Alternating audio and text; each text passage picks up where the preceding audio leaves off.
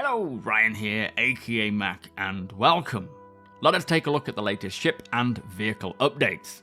As always, a huge thank you to all of my patrons and channel members, in particular to my latest channel member, Breen. Thank you so much for the support, it is truly appreciated. So let us kick off with the progress on the Aegis Retaliator, which is currently going through its gold standard pass. This ship is now awaiting its grey box gate review, which I believe, if it passes, it can then move into final art. Feedback from a recent sanity review is currently underway, but more excitingly, the ship's base, cargo, and bombing or torpedo modules are progressing well following minor art direction feedback. Now, this is a ship that I think is still intended to be the flagship for ship modularity, which, if you don't know what that is, some ships have the option of swapping out their internal sections to retrofit the ship for a completely different role. As we can hear in this situation, the Retaliator's cargo bay could be swapped out for the base module, which I believe is the living quarters, or you could swap it for what we have now, which is the torpedo modules. So it sounds like when this gold standard pass is done, which is going to be great anyway, as the Retaliator is a very old ship and required for Squadron 42, when it releases, it should pave the way for ship modularity, as many other ships and vehicles require ship modularity, which is amazing news to hear that they are building it as a modular ship.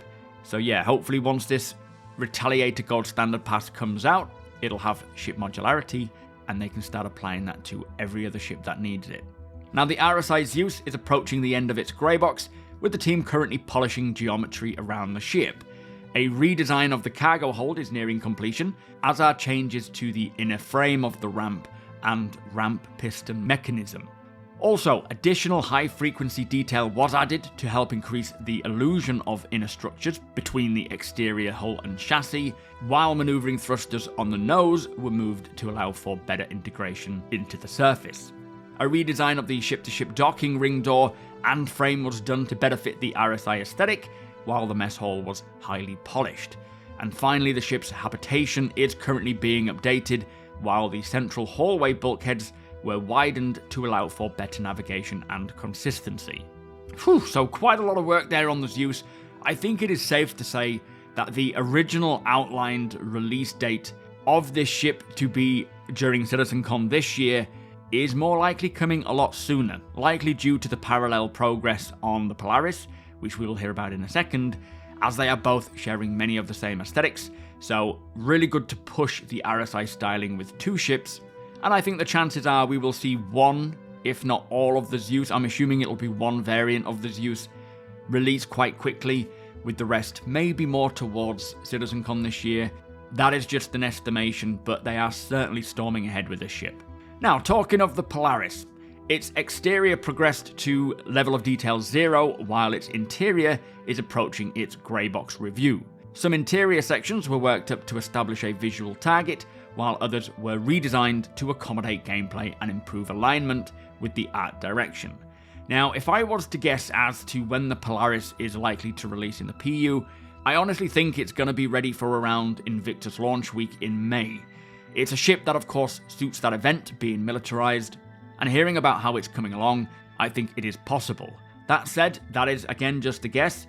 It is a big ship and has a lot more work left to do, but I have a good feeling about this.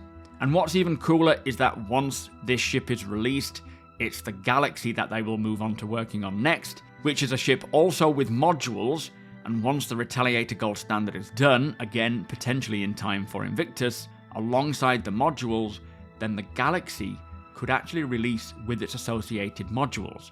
That may even include something like the base building module when the time comes to use that, but I'm not expecting anything base building until next year, or at the very least a light version of something by the end of this year. So even if the Galaxy does release this year, base building for it most certainly won't be ready. Now, for some of the unknown ships and vehicles in production, it says polish was completed on another new ship, while another ship progressed through white box, grey box, and LOD 0, with a final lighting pass to be done soon before damage and LOD work. So essentially two new ships here, one receiving polish, but not stating whereabouts in the pipeline it is, while another is actually getting very close to completion. So it'll be very interesting to see what these ships are and what materializes from it. There are also 2 unannounced vehicles passing their LOD-0 gate reviews, with only one minor issue to resolve between them, and both will now move into the final phase of development that implements damage meshes and LODs. So 2 ground vehicles, I presume, as they are specifically referring to these as vehicles and not ships. We know there is a new hoverbike in the works, we know there is also a new Ursa Rover style variant coming along, but aside from that, little else is known. I'm hoping for a flatbed cargo hauler or a camper van, but nothing has been said yet.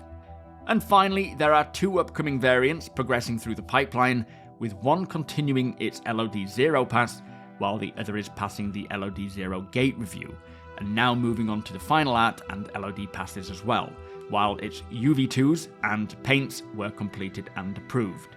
So my guess here would be either the Apollo Triage and Medevac, which would be the dream, as we did see a while back they have been progressing on the Apollo ships, or singular ship, and as they are RSI, which is the manufacturer in heavy development right now, it is definitely a possibility, but they could also be referring to the new Hornet Mark II F7A or F7C, as we have heard that they are planning to run an event with the reveal of the latest Hornet model being made available for civilians. So there is a lot of potential here. My guess is more towards the Hornets, as we have just seen some paints for those, but there are all manner of ships and vehicles in the works to be revealed, and these are just the ones that they wanted to highlight. And as it stands right now, we actually have no idea what ships or vehicles are releasing for Alpha 323. They have not stated anything yet. So chances are, for around end of April time, there will be some ships releasing there, and then there will potentially be a 323.1.2 for Invictus launch week in May, which I would expect the Polaris, the Retaliator, those sorts of ships to come along as well. But there you have it. That was the latest ship and vehicle update. Some great stuff on the way. Really excited to see what they're hiding.